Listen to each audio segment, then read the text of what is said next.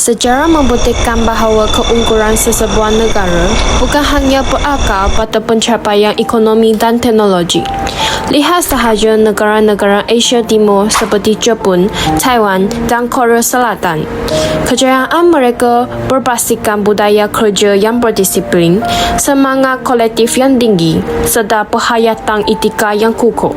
Sekiranya nilai disiplin, integriti dan etika dalam masyarakat terhakis, kemajuan yang diraih berisiko musnah, malah kestabilan sosial dan keharmonian rakyat turun tergugah. Di sinilah bermulanya sebuah anjakan paradigma yang kelak mengubah haluan pembangunan Malaysia. Sejarahnya bermula daripada pengalaman Mahathir semasa era penjajahan British dan lawatan beliau ke negara-negara barat. Beliau menyadari bahawa walaupun barat maju dari segi ekonomi dan teknologi, mereka kurang disiplin dan kurang berorientasikan kerja keras berbanding negara timur. Sebaliknya, Jepun yang musnah selepas Perang Dunia Kedua mampu membina semula negara dengan cepat melalui kerja keras, ketekunan, disiplin dan semangat kolektif rakyatnya. Dari situ, Mahathir melihat bahawa Malaysia memerlukan transformasi bukan hanya dari segi ekonomi dan teknologi, tetapi juga mentaliti dan etos kerja rakyat. Beliau yakin bahawa kejayaan negara timur adalah hasil gabungan budaya kerja yang tinggi, semangat kolektif dan pematuhan etika, bukannya semata-matanya teknologi ataupun modal asing. Kesedaran ini mendorong negarawan kita, Tun Dr. Mahathir Mohamad, untuk memperkenalkan dasar pandang ke timur, Look East Policy, pada tahun 1982. Dasar ini bukanlah sekadar hangat-hangat tahi ayam dan bukanlah strategi ekonomi ataupun pendidikan, tetapi pendekatan yang strategik untuk menyamai etos kerja dan nilai-nilai terpuji masyarakat timur ke dalam jati diri rakyat Malaysia, agar kita mampu menjadi bangsa yang berdaya saing, berintegriti dan beretika. Dengan memahami sejarah dan strategi ini, izaharlah bahawa dasar pandang ke timur bukan sekadar dasar, tapi satu revolusi pendidikan yang membina jiwa, disiplin dan etos kerja rakyat Malaysia. Pembinaan negara seperti Jepun dan Korea Selatan bukan kebetulan, namun ia berasaskan kejayaan mereka membina komuniti yang kukuh dan memodernkan ekonomi dengan pantas, tanpa menggadaikan nilai luhur dan identiti budaya mereka. Dasar ini sejajar dengan visi pembentukan sebuah negara bangsa yang maju dan beradab, bukan hanya dari segi material, tapi secara menyeluruh dari segi moral, budaya dan sosial. Uish, menariknya video ini. Apabila lagu Setia berkumandang di video ini, terus meremang bulu rumah kita. Bayangkan sebuah negara yang tidak hanya berasaskan ekonomi dan teknologi, tapi secara menyeluruh membina rakyatnya dengan 3 aspek: etika kerja, disiplin dan semangat kolektif. Negarawan kita, Tun Dr. Mahathir Mohamad, telah pun memperkenalkan dasar pandang ke timur, Look East Policy. Tetapi, apakah kepentingannya dan apakah kerelevanannya dalam masyarakat moden kini yang penuh dengan dugaan? Sebelum kita menelusuri isu ini secara lebih mendalam lagi, Assalamualaikum dan salam sejahtera. Saya ucapkan kepada semua orang yang sedang menonton. Saya Chan Chi dari kumpulan 1 yang terdiri daripada 10 orang. Dan kami akan membawa anda memperungkaikan dasar pandang ke timur. Oleh hal yang demikian, apakah matlamat dan objektif dasar pandang ke timur ini? Sekiranya kita renung sejenak, dasar pandang ke timur bukan sekadar dasar ekonomi atau pendidikan. DPT adalah strategi nasional yang mentransformasikan mentaliti rakyat Malaysia dan membina asas tamadun moden. 3 lapisan strategi dasar ini saling berpaut, membentuk kerangka pembangunan yang holistik. Pertama, simbolik. Jepun dan Korea Selatan dijadikan ikon bukan kerana mereka barat, tetapi kerana mereka membuktikan bahawa pemodenan boleh dicapai tanpa menggadaikan identiti budaya sendiri. Jepun, misalnya, bangkit daripada kemusnahan pasca Perang Dunia Kedua dan membina semula negaranya melalui disiplin, kerja keras dan pengurusan kolektif. Kebangkitan ini menjadi bukti bahawa kemajuan tidak semestinya meniru barat secara mutlak. Sebaliknya, sesebuah negara boleh memodernkan ekonomi sambil mengekalkan nilai dan jati diri budaya. Ijarlah, Malaysia boleh belajar daripada kejayaan ini, adaptasi dan inovasi tanpa kehilangan identiti nasional. Yang kedua, ekonomi dan pembangunan industri. DPT membuka ruang kerjasama era antara Malaysia dengan negara-negara Asia Timur melalui pelaburan, pemindahan teknologi dan latihan kepakaran. Banyak syarikat Jepun menubuhkan operasi di Malaysia, khususnya dalam sektor perkilangan dan elektronik, yang bukan sahaja merancangkan ekonomi, malah memperkenalkan sistem pengurusan moden seperti penegaan terhadap kualiti, kecekapan dan penambahbaikan berterusan. Di samping itu, program latihan dan pengajian di Jepun dan Korea Selatan membolehkan pelajar, pegawai kerajaan dan tenaga kerja Malaysia mempelajari kemahiran teknikal serta budaya kerja yang sistematik, sekaligus memperkukuh pembangunan modal insan negara. Yang ketiga, psikologi dan budaya kerja. Nilai disiplin, tanggungjawab, ketepatan masa dan etika kerja merupakan nadi dasar ini. DPT bukan sekadar memintakan teknologi, tetapi membentuk cara berfikir dan sikap terhadap kerja serta tanggungjawab sosial. Penekangan terhadap kualiti, kerja berpasukan dan komitmen terhadap tugas menjadi asas kepada pembentukan tenaga kerja yang berintegriti dan berdaya saing. Nilai-nilai ini bukan sahaja menyumbang kepada kemajuan ekonomi, malah memperkukuh perpaduan sosial dan kestabilan masyarakat. Kerana pembangunan yang berteraskan etika dan disiplin lebih berdaya tahan dalam menghadapi cabaran globalisasi. Dari aspirasi ke realiti, pendekatan DPT pula dilaksanakan melalui berbagai inisiatif pendidikan dan ekonomi. Apabila kita menelusuri dasar pandang ke timur, kita akan mendapati bahawa dasar ini bukan sekadar retorik atau slogan, tetapi diterjemahkan melalui tindakan yang konkret dan bersifat jangka panjang. Pada awal pelaksanaannya, ratusan pelajar, pegawai kerajaan dan tenaga kerja Malaysia dihantar ke Jepun dan Korea Selatan melalui JPA MARA. Mereka bukan sahaja mempelajari teknologi dan pengurusan, tetapi menyaksikan sendiri bagaimana masyarakat di sana menghargai masa, memelihara disiplin dan meletakkan kualiti sebagai mara kerja. Pengalaman ini amat penting khususnya dalam pembangunan industri berat negara. Dalam era penubuhan Haikon pada awal 1980 tahun, ramai jurutera dan pegawai teknikal Malaysia menjalani latihan di Jepun untuk mempelajari sistem pengeluaran, kawalan kualiti dan pengurusan industri moden. Pengetahuan ini kemudiannya diaplikasikan dalam projek-projek strategik negara termasuk penubuhan proton pada tahun 1983 yang bukan sahaja bertujuan menghasilkan kereta nasional tetapi juga membina keupayaan teknologi, rantaian bekalan tempatan dan tenaga kerja mahir. Melalui pengalaman ini, terbentuklah generasi pemimpin yang bukan sahaja berpengetahuan tetapi juga berdisiplin dan berorientasikan kualiti. Pendekatan seterusnya mencakupi penerapan nilai etika kerja melalui institusi pendidikan dan sektor awam. Usaha ini menjadi pemangkin penting dalam mentransformasikan sikap dan mentaliti masyarakat ke arah kecemerlangan secara menyeluruh. Bukan sahaja dari sudut pencapaian, tetapi juga dari segi disiplin, tanggungjawab dan integriti. Dalam erti kata lain, dasar pandang ke timur bukan sekadar mengubah sistem tetapi turut membentuk cara berfikir dan budaya kerja rakyat Malaysia.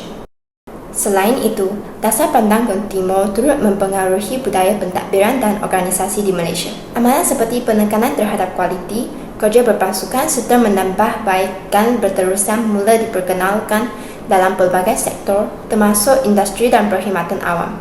Pendekatan ini membantu membentuk budaya kerja yang lebih sistematik, cekap dan berorientasikan prestasi selaras dengan nilai yang diamalkan oleh negara-negara Asia Timur. Seiring dengan perubahan zaman, dasar ini terus berkembang. Pada abad ke-21, dasar pandang ke Timur II diperkenalkan bagi menyesuaikan maklumat asal dengan tuntutan ekonomi dan teknologi semasa. Inisiatif ini sekali lagi digerakkan atas cetusan idea dan kepimpinan Tun Dr. Mahathir Mohamad yang melihat bahawa prinsip asas DPT masih relevan dalam mendepani cabaran globalisasi dan revolusi industri 4.0.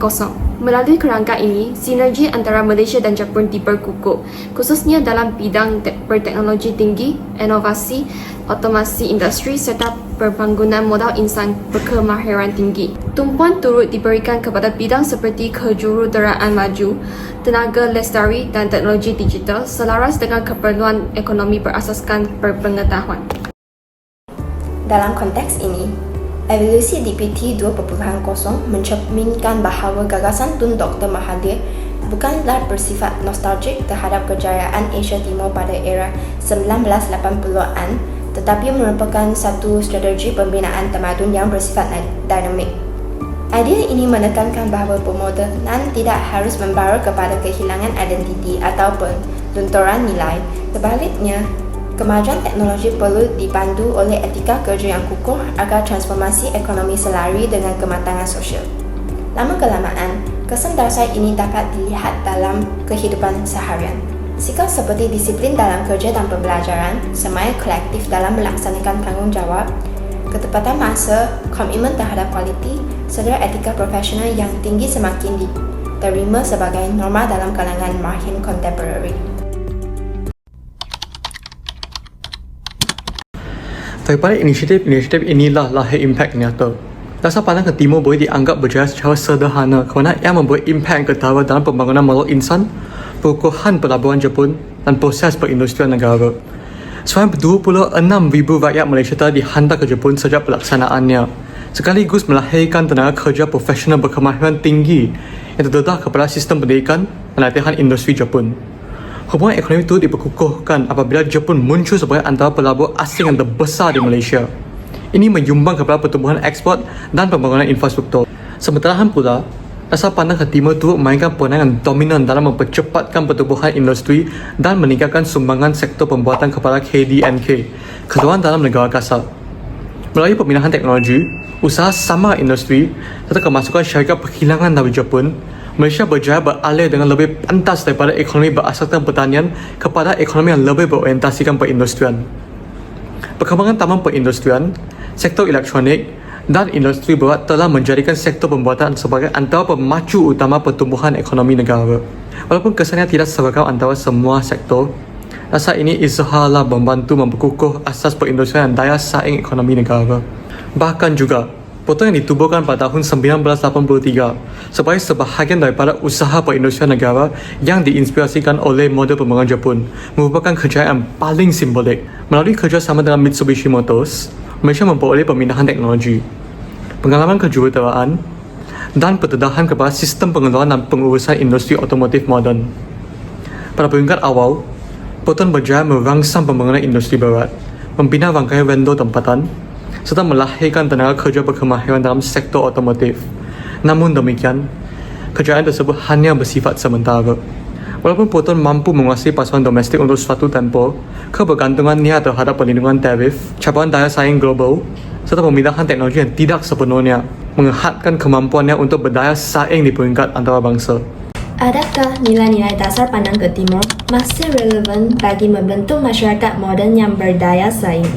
Secara analitikal, masyarakat hari ini berhadapan dengan perubahan sosial yang pesat, persaingan ekonomi yang sengit, serta kemerosotan nilai dalam kehidupan seharian. Dalam keadaan sebegini, nilai-nilai seperti disiplin, tanggungjawab dan etika kerja bukan lagi sekadar idealisme, tetapi menjadi keperluan asas untuk mengekalkan seimbangan antara kemajuan material dan kesejahteraan sosial. Dalam dunia ekonomi global, kemahiran teknikal semata-mata tidak lagi mencukupi. Individu perlu dilengkapi dengan etika kerja yang tinggi, kecekapan, komitmen serta semangat berpasukan bagi memastikan organisasi dan negara kekal berdaya saing. Hal ini kerana ekonomi masa kini semakin bergantung kepada kualiti modal insan dan budaya kerja, bukan sekadar sumber atau modal. Tambahan pula, dalam era inovasi dan teknologi, kejayaan banyak ditentukan oleh kerjasama berpasukan dan keupayaan menyesuaikan diri dengan perubahan. Oleh itu, nilai seperti disiplin, integriti dan komitmen yang ditekankan dalam dasar pandang ke timur kekal relevan sebagai asas untuk menghadapi persaingan ekonomi yang semakin kompleks. Dari perspektif sosial pula, nilai-nilai GPT masih signifikan.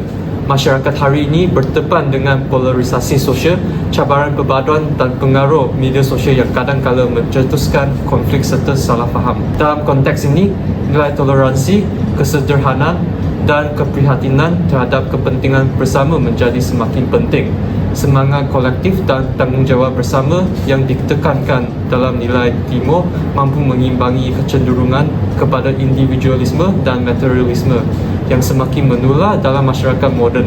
Jika nilai-nilai ini diabaikan, Kemajuan yang dicapai berisiko menjadi rapuh kerana pembangunan tanpa asas moral selalunya tidak mampan. Dari sudut dunia pekerjaan pula, nilai seperti disiplin, ketepatan masa dan komitmen terhadap kualiti terbukti masih relevan, malah semakin diperlukan. Dalam ekonomi yang berasaskan produktiviti dan inovasi, sikap ambil level atau budaya kerja yang lemah boleh menjejaskan daya saing sesebuah negara. Oleh itu, nilai-nilai yang ditekankan dalam TPT boleh dilihat sebagai satu kerangka etika kerja yang masih praktikal untuk diaplikasikan dalam konteks semasa. Namun demikian, persoalannya bukan sama ada nilai ini baik atau tidak, tetapi sejauh mana ia mampu dipraktikkan dalam realiti semasa.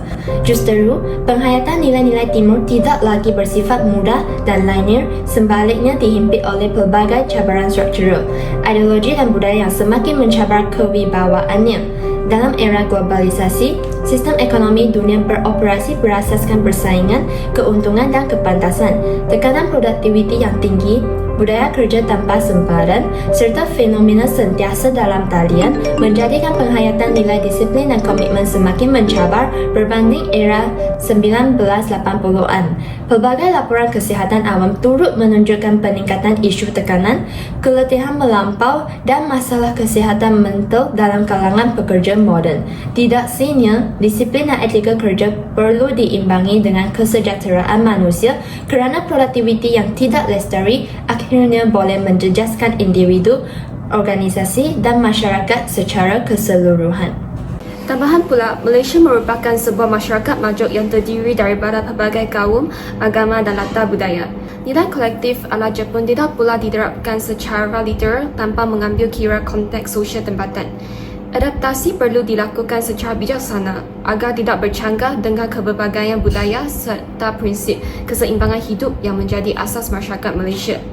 Malah, Tun Dr. Mahathir Mohamad sendiri pernah menegaskan bahawa sentimen perkauman tidak wajar dieksploitasi, termasuk dalam perbahasan parlimen kerana pembangunan negara memerlukan perpaduan dan kematangan sosial. Tambahan pula, dinamika masyarakat digital turut mengubah cara masyarakat menilai tingkah laku sosial. Fenomena seperti cancel culture menunjukkan bahawa kecaman sosial kini menjadi satu bentuk tekanan awam yang berharu. Sebagai contoh, kita boleh melihat kes Dara Khairina, seorang pelajar tingkatan 1 di Sabah yang meninggal dunia pada tahun 2025 selepas insiden yang dikaitkan dengan buli di asrama. Kes ini mencetuskan gelombang besar di sosial media, termasuk kempen Justice for Zara, yang menunjukkan bagaimana masyarakat digital mampu memberi tekanan awam agar siasatan dijalankan secara telus. Dalam situasi seperti ini, kecaman sosial boleh berfungsi sebagai mekanisme untuk menuntut keadilan dan ketulusan. Namun, pada masa yang sama, fenomena ini juga memperlihatkan bagaimana emosi awam dan media sosial boleh berkembang dengan pantas kadangkala sebelum semua fakta diketahui sepenuhnya. Daripada sejarah hingga kerelevanan masa kini, Dasar Pernah ke Timur memperlihatkan bahawa pembangunan bukan hanya soal ekonomi, tetapi soal pembentukan Malaysia. Untuk memahami perkara ini secara lebih mendalam lagi, kita akan melihat dasar ini bukan sekadar polisi negara, tapi sebagai cerminan nilai dan pembelajaran yang terkandung dalam silibus PEP berkaitan etika dan peradaban. Bab 2. Konsep etika dan peradaban. Dasar Pandang ke Timur berhubung rapat dengan konsep etika sebagai pedoman tingkah laku dan peradaban sebagai indikator kemajuan sebuah masyarakat. Nilai-nilai terpuji seperti disiplin, kewajinan, mentepati masa dan tanggungjawab yang dipetik daripada masyarakat timur, khususnya Jepun dan Korea Selatan, memperlihatkan bahawa kemajuan sesebuah tamadun tidak semata-matanya diukur melalui pembangunan material ataupun kemodenan fizikal. Sebaliknya, kekuatan sasial, etos kerja yang tinggi, serta integriti masyarakat turut menjadi asas kepada kemajuan sesebuah negara. Bergerak kepada bab 4, pemantapan kesempurnaan nasional Malaysia. Budaya Timur meniti beratkan keseimbangan kolektif, kerjasama pasukan serta tanggungjawab bersama mempunyai potensi besar untuk memperkukuhkan kesempurnaan sosial dalam kalangan masyarakat majmuk Malaysia. Dalam masyarakat yang berbilang kaum, agama dan budaya, nilai saling menghormati, toleransi dan keutamaan terhadap kepentingan bersama amat mustahak untuk mengekalkan keharmonian. Penghayatan nilai-nilai tersebut juga dapat membantu mengurangkan sikap individualisme dan materialisme yang berlebihan, sekaligus menyokong usaha memperkukuh perpaduan antara kumpulan etnik dalam pelbagai institusi sosial seperti sekolah, tempat kerja dan komuniti. Seterusnya, bab 7, teknologi maklumat dan komunikasi sebagai penggerak kesepaduan nasional. Memasuki era pendigitalan, masyarakat Malaysia berteban dengan pelbagai cabaran baharu, termasuk kedakihan media sosial, penyebaran maklumat palsu serta kecenderungan menangguhkan kerja akibat gangguan teknologi. Teknologi sepatutnya menjadi alat untuk meningkatkan kecekapan dan kesejahteraan masyarakat, bukannya menjadi punca kemerosotan disiplin atau tumpuan. Dengan kata lain, kemajuan teknologi perlu disertai dengan pengukuhan nilai dan kesedaran etika agar pembangunan negara kekal lestari, beretika dan berdaya saing dalam jangka panjang. Akhir sekali, bab 9, cabaran kelestarian, etika dan peradaban di Malaysia. Cabaran globalisasi, persaingan ekonomi yang sengit serta pertubuhan budaya dalam menguji kelestarian nilai etika dalam masyarakat moden. Walaupun dasar pandang ke timur menekankan kepatuhan terhadap disiplin dan etos kerja, realiti semasa menunjukkan bahawa faktor seperti materialisme, tekanan ekonomi dan pengaruh media sosial menuntut pendekatan yang lebih seimbang dan kontekstual.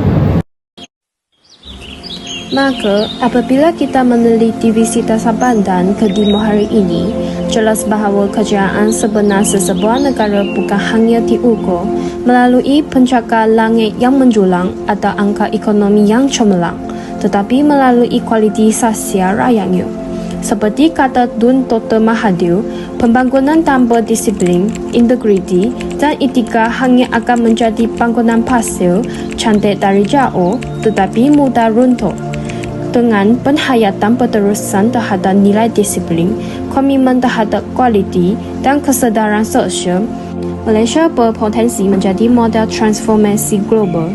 Komitmen padu setinggi Gunung Everest, sedalam Jurang Mariana dan seluas panjaran Himalaya daripada semua pihak merupakan elemen kritikal bagi memastikan kejayaan pelaksanaan dasar ini.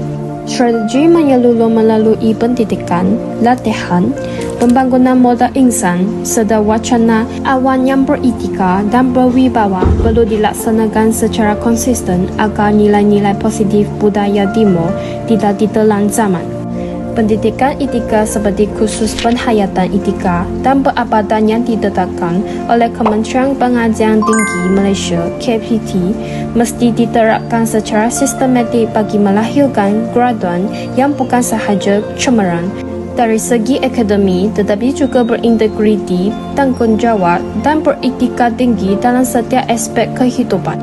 Di samping itu, NGO seperti Teach for Malaysia yang menekankan pendidikan berintegriti, Malaysian Red Crescent yang memupuk semangat sukarelawan dan tanggungjawab sosial, atau Yayasan Salam yang memfokuskan pembangunan komuniti boleh digabungkan dengan inisiatif kerajaan dan syarikat swasta untuk membentuk program latihan, projek khidmat masyarakat dan kempen kesedaran nilai.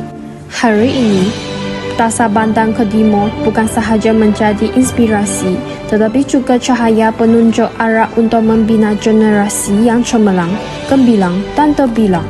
Lebih penting lagi, ia membuka jalan kepada lahirnya Dasar Bandang ke Malaysia, satu model transformasi sosial dan pembangunan beretika di mana kemajuan ekonomi, teknologi dan sosial raya berjalan seiring, mengukuhkan asas negara beradab, beretika dan mamban di abad ke-21.